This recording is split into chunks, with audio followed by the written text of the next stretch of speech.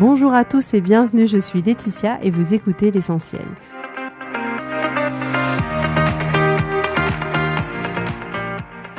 L'Essentiel est le podcast de coaching où je partage avec vous les outils et les techniques pour vous permettre d'avancer et d'avoir la vie que vous voulez. Je souhaite vraiment que ce podcast vous inspire et surtout vous encourage à passer à l'action. Vous pourrez retrouver toutes les notes de l'épisode sur www.laetitiamonaca.com. Pour ne rien louper, abonnez-vous au podcast sur la plateforme d'écoute que vous utilisez pour être tenu informé des nouveaux épisodes. Et pour finir, si vous avez aimé ce podcast ou tout simplement que vous pensez qu'il peut aider d'autres personnes, parlez-en autour de vous, ce serait super chouette. Et laissez-moi 5 étoiles et un petit mot sympa, ça m'aidera énormément à le faire découvrir et ça fait toujours plaisir. Voilà, je vous souhaite à tous une bonne écoute.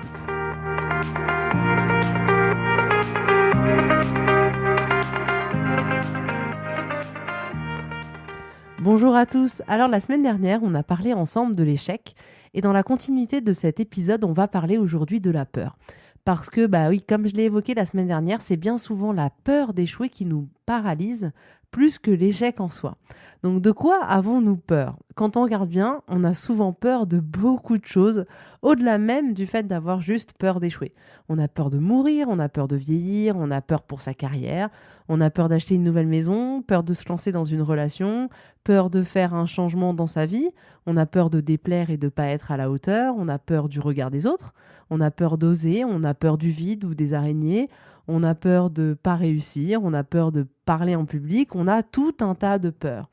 Et à partir du moment où on évoque la peur, on pense juste présenter les données comme étant la réalité, mais en fait, parfois c'est un peu comme si on indiquait que c'était le point final de la situation.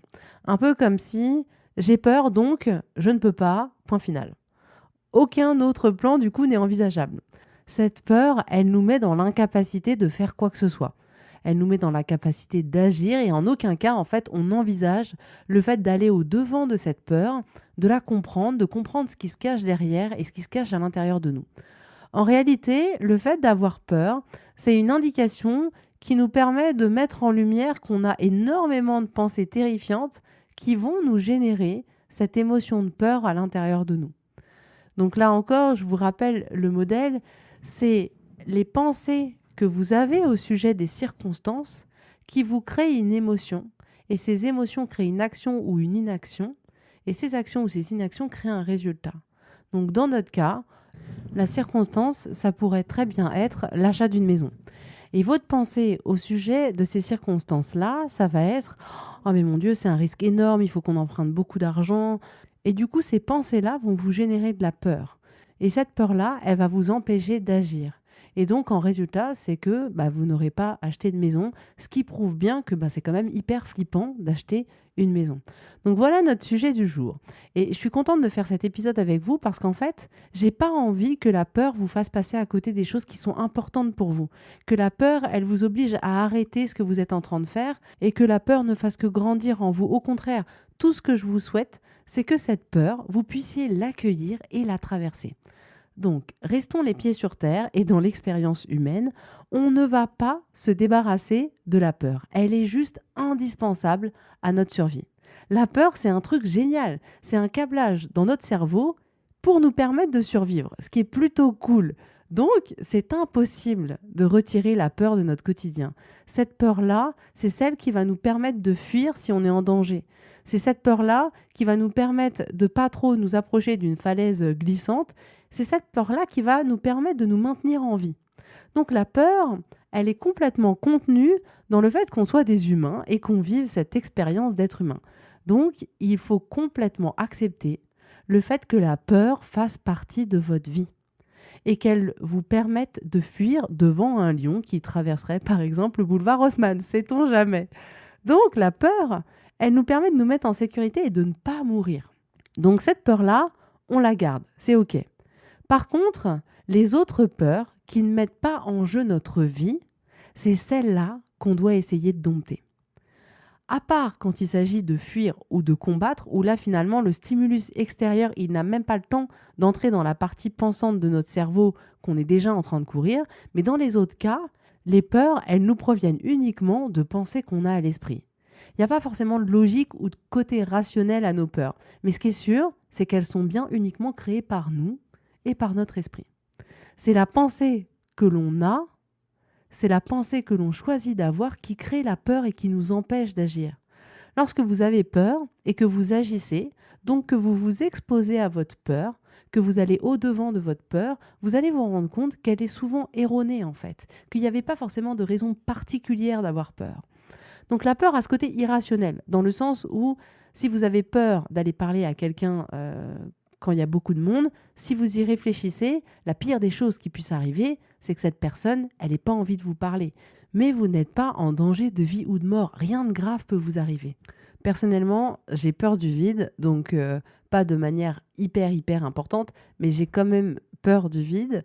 Et en fait, c'est tout un système de pensée à l'intérieur de moi, c'est-à-dire que quand je m'approche d'une fenêtre, alors même que je sais que je ne vais pas tomber, et bien pourtant, quand je m'approche, et en plus j'habite au 5e étage, et ben j'arrête pas de me dire des choses de l'ordre « Ah mais mon Dieu, mais si je tombe, mais mon Dieu, s'il y a un coup de vent », c'est bien connu qu'il y a des gens avec un coup de vent qui sont passés par leur fenêtre, et en aucun cas il y a un danger. Mais en fait, j'ai énormément de pensées qui me font peur, qui me font avoir cette émotion de peur, mais en aucun cas il y a un danger de vie ou de mort quand je m'approche de la fenêtre. Si vous réfléchissez à tout ce dont vous avez peur dans la vie, vous allez vous rendre compte que la majorité des choses pour lesquelles vous avez peur n'ont rien à voir avec une question de vie ou de mort. Le pire qui puisse vous arriver, c'est une émotion. Donc, une chose à développer, c'est d'agir alors même que la peur est présente. Quand vous avez une peur, une fois que vous avez déterminé si oui ou non c'était une question de vie ou de mort, et que vous avez écarté tout danger d'une attaque de lion, de hyène ou d'hippopotame, vous pouvez alors agir et accepter que sur le chemin de votre action, vous allez ressentir de la peur. Parce que ce qui est sûr, c'est que la peur, elle ne va pas disparaître. C'est important de réaliser que la peur, elle fait vraiment partie de votre vie et il va falloir apprendre à agir malgré tout parce que c'est la vie humaine, parce que c'est comme ça. J'ajoute également que la peur, elle est associée à la peur de l'inconnu. C'est-à-dire que j'ai peur de déménager parce que j'ai peur de l'inconnu. Je ne connais pas cette ville, je ne connais pas les personnes. J'ai peur de vieillir parce que vieillir, c'est l'inconnu. Parce que je ne sais pas comment je vais vieillir, comment je vais être, dans quel état je vais être. J'ai peur de mourir parce que mourir, c'est l'inconnu. J'ai peur de demander une augmentation parce que j'ai peur de la réaction de mon boss, parce que la réaction de mon boss, elle m'est inconnue. J'ai peur de monter une boîte parce qu'alors là, c'est complètement aller tout droit dans l'inconnu. Mais tout le monde a peur de l'inconnu.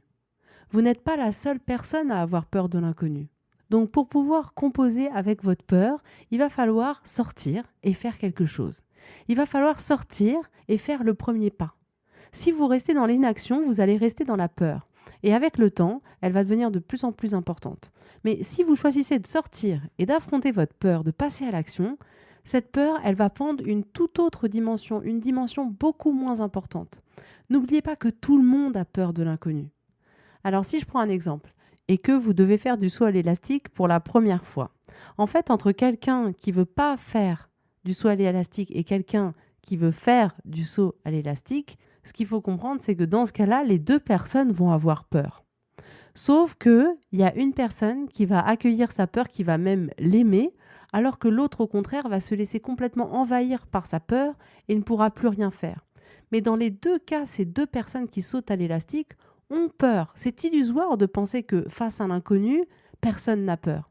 Ces personnes ont peur, mais elles n'ont pas choisi d'avoir les mêmes pensées au sujet du fait de sauter à l'élastique, et du coup, elles ne ressentent pas exactement la même émotion de peur, la même intensité de peur.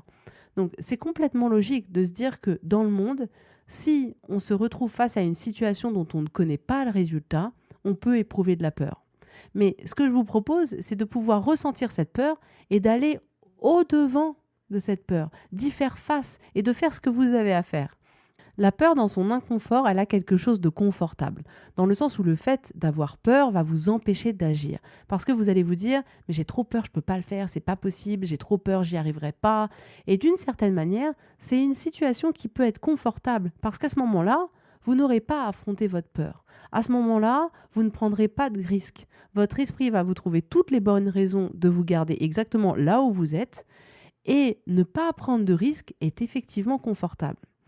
Mais moi, je vous invite à vous rendre compte que vous êtes capable de tout gérer. Quoi qu'il arrive, Vous allez gérer. Quoi qu'il arrive, vous pourrez faire face. Travaillez à avoir la conviction que quoi qu'il arrive, vous allez gérer la situation. Vous avez la capacité de gérer les choses. Ne pensez pas le contraire. Si on pousse la réflexion un peu plus loin, la peur, elle n'est pas un problème en soi. Sinon, personne ne ferait rien. Tout le monde aurait peur de tout, mais non. Alors pourquoi ? Parce que ce qui est important, c'est comment on va dépasser cette peur. Est-ce que cette peur, elle va nous arrêter ou pas ? Et le seul moyen de sortir de la peur, c'est de sortir et d'agir. C'est de sortir et de passer à l'action. Si par exemple, vous êtes quelqu'un qui est un peu introverti et que vous avez peur d'aller parler quand il y a beaucoup de monde, ce qui est parfois un peu mon cas, eh ben moi, je vous conseille de sortir et d'aller parler aux gens. De vous retrouver dans un endroit où il y a du monde et là, vous vous dites « Ok, j'ai peur, mais je vais le faire quand même ».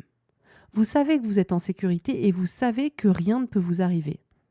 La peur, normalement, elle est juste là pour vous maintenir en sécurité. Mais dans la majorité des cas dans lesquels on a peur, c'est pas une question de vie ou de mort. Soyez-en vraiment bien conscients. Gardons la peur pour les moments où elle nous permet vraiment de survivre et de ne pas mourir, mais pas dans les autres cas. Dans les autres cas, allez au-devant de cette peur-là. Donc pour revenir à mon exemple, allez à un événement où il y a du monde et osez aller voir quelqu'un et lui parler.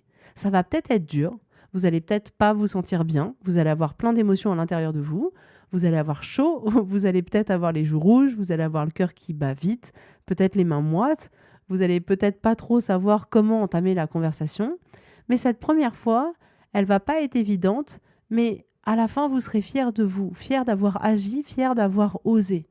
Et peut-être que les 20 premières fois, elles seront pas évidentes, et après, ce sera de moins en moins difficile.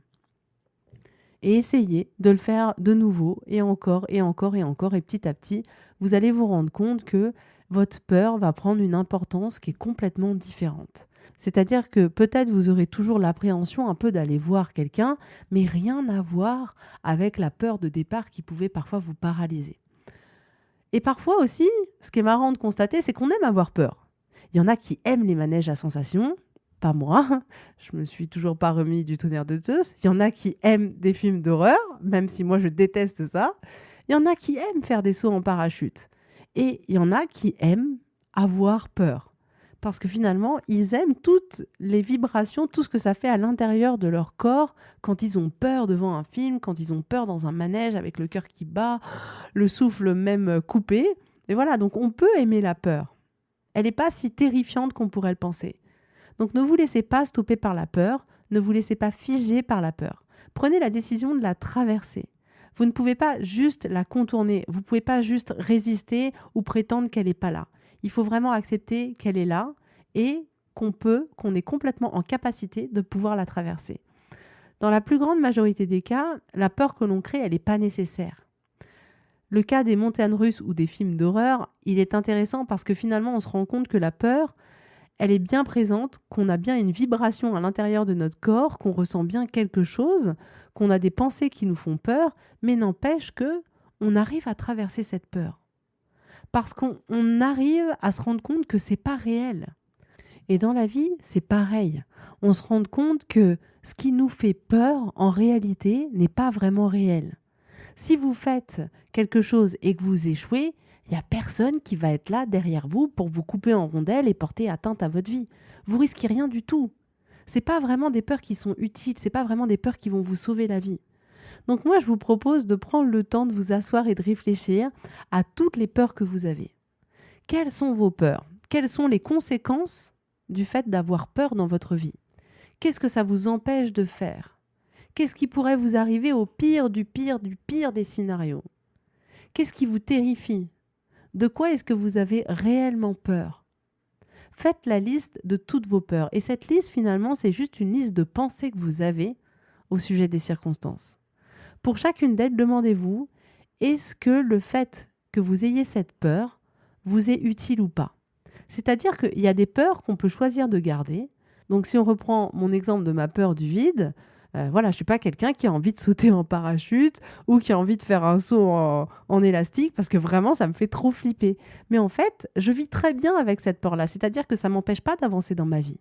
Donc, je n'ai pas envie de ne plus avoir peur. En fait, je suis presque indifférente par rapport à ça. C'est une peur qui fait partie de moi et en fait, j'accepte qu'elle m'accompagne jusqu'à la fin de ma vie et ça ne me pose aucun problème. Par contre, j'avais peur de l'avion, donc j'ai toujours un peu peur, mais beaucoup moins qu'avant.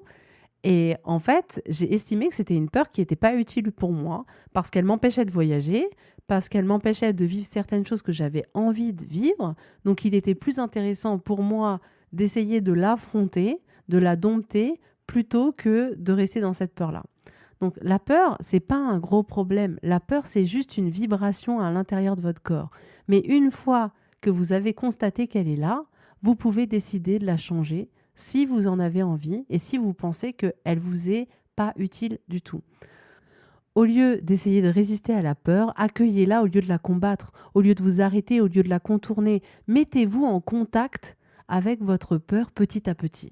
Donc testez sur une petite peur que vous avez dans votre vie. Ne commencez pas tout de suite à vous mettre dans une pièce remplie d'araignées si vous êtes arachnophobe.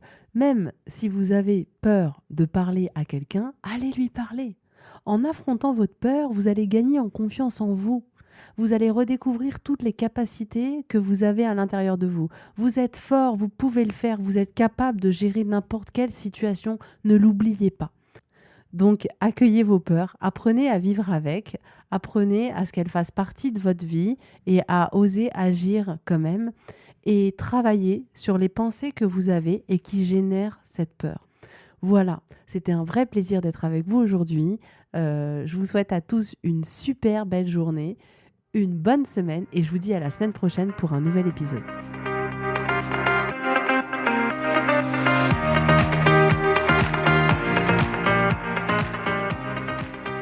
Merci à tous d'avoir écouté l'essentiel. Si vous avez aimé ce podcast, prenez quelques secondes pour me laisser un avis, ça m'aidera énormément. Et pour plus d'informations, rendez-vous sur laetitiamonaca.com.